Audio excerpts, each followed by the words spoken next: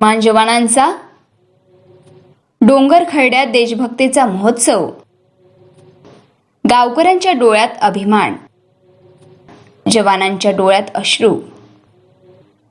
सीमेवर देशासाठी उभा असलेला प्रत्येक जवान म्हणजे भारत मातेचा श्वास।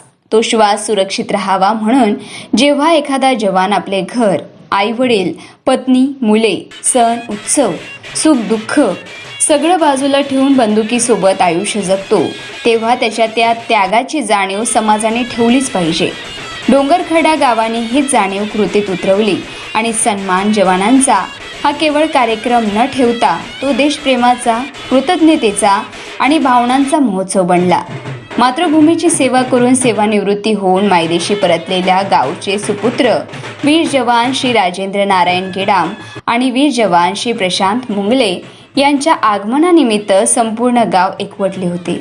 हा क्षण पाहण्यासाठी लहानांपासून वृद्धांपर्यंत प्रत्येक जण रस्त्यावर उभा होता, कारण हे फक्त दोन व्यक्तींचे स्वागत नव्हते, तर देश रक्षण करणाऱ्या प्रत्येक जवानाचा सन्मान होता। आपण सुरक्षित आहो कारण कुणीतरी सीमेवर जागतो। आज आपण निवांत झोपतो, मुलं शाळेत जातात, शेतकरी शेतात काम करतो, व्यापारी दुकान उघडतो।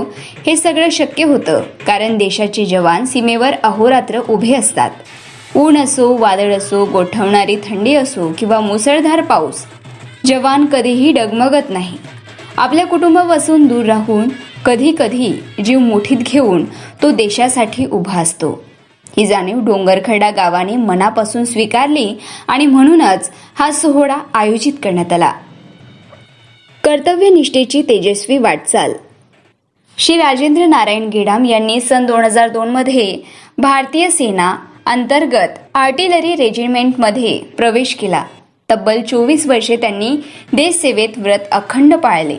सीमावर्ती भागात कठीण परिस्थितीत काम करत त्यांनी शिस्त, धैर्य आणि निष्ठेचा आदर्श घालून दिला। अखेर ते नायब सुभेदार या सन्माननीय पदावरून सेवानिवृत्त झाले। तर वीर जवान श्री प्रशांत मुंगले यांनी मराठा लाईट इन्फंट्री रेजिमेंटमध्ये हवालदार पदावर सेवा बजावली।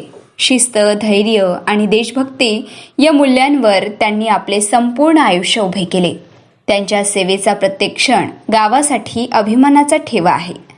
बसस्टँडपासून घरापर्यंत भावनांचा पूर। डोंगरखडा बसस्टँड परिसरात जवानांचे वाहन येताच फटाक्यांच्या आतिषबाजीने आकाश उजळून निघाले।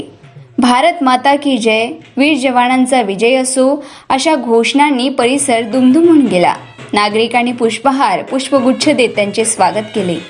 अनेकांच्या डोळ्यात आनंदाश्रू होते, कारण समोर उभा होता तो आपल्या गावाचा अभिमान। ढोल सनईच्या नादात वाहनातून जवानांची भव्य मिरवणूक काढण्यात आली। गावातील प्रत्येक चौकात, प्रत्येक घरासमोर नागरिक उभे होते। महिलांनी ओवाळणी करून आरती केली, शाल, त्रिफळा अर्पण करण्यात आले। लहान मुलं सलामी देत होती, तर वृद्धांचे हात नकळत नमस्कारासाठी जोडले जात होते। त्या क्षणी जवानांचेही मन गहिवरून आले, कारण हा सन्मान त्यांच्या संपूर्ण आयुष्याच्या त्यागाला मिळालेला होता। शाळा आणि ग्रामपंचायतमध्ये सन्मान।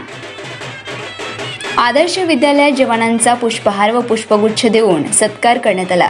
विद्यार्थ्यांसाठी हा क्षण प्रेरणादायी होता। देशासाठी जगायचं काय असतं हे त्यांनी प्रत्यक्ष पाहिलं। त्यानंतर ग्रामपंचायत कार्यालयातर्फे शाल, त्रिफळा व पुष्पहार देऊन औपचारिक सत्कार करण्यात आला। मात्र या औपचारिकतेपेक्षा पुढचा क्षण अधिक भावुक होता। आई वडिलांना दिलेली सलामी। जवान आपल्या घरी पोहोचताच त्यांनी आपल्या आई वडिलांना दिलेली सलामी हा क्षण पाहून अनेकांचे डोळे भरून आले। ज्यांनी लेकराला देशासाठी पाठवले, त्याग सहन केला, प्रत्येक दिवशी काळजी दिवस काढले, त्या आई वडिलांसाठी हा क्षण आयुष्यभराचा अभिमान ठरला। माझा मुलगा देशासाठी जगला, हे शब्द त्यांच्या डोळ्यातून स्पष्ट दिसत होते। डोंगरखडा देशसेवेची परंपरा जपणारे गाव। डोंगरखडा गावाने नेहमीच देशसेवेत आपले योगदान दिले आहे। माजी सैनिक वीर जवान मोहम्मद जाकीर शेख गफार यांनी मॅकेनाइज्ड इन्फंट्री रेजिमेंटमधून सेवा बजावली। वीर जवान श्री संजय राठोड यांनी गार्ड रेजिमेंटमधून सेवा देत परदेशातही पीस कीपिंग फोर्सच्या माध्यमातून गावाचे नाव उज्ज्वल केले। सध्या गावचे सुपुत्र वीर जवान श्री निश्चल कनाके व कुमारी सारिका केराम हे भारतीय सीमा सुरक्षा दलमध्ये अजूनही सीमेवर देशरक्षणाचे पवित्र कार्य बजावत आहे. हा सोहळा नव्हता, ती एक शपथ होती. हा कार्यक्रम म्हणजे केवळ सत्कारच नव्हता, तो होता जवानांच्या त्यागाची समाजाने घेतलेली दखल, पुढील पिढीला दिलेली देशभक्तीची प्रेरणा आणि आम्ही तुमच्यासोबत आहोत हा जवानांना दिलेला विश्वास. डोंगरगडा गावाने या सोहळ्यातून स्पष्ट संदेश दिला. जवानांचा सन्मान म्हणजे भारत मातेच्या सुरक्षिततेचा सन्मान. असा हा भावनांनी ओथंबळलेला दिवस गावाच्या इतिहासात सुवर्णाक्षरांनी कोरला गेला. मारेगाव वार्ता जावेद शेख, कळंब, यवतमाळ.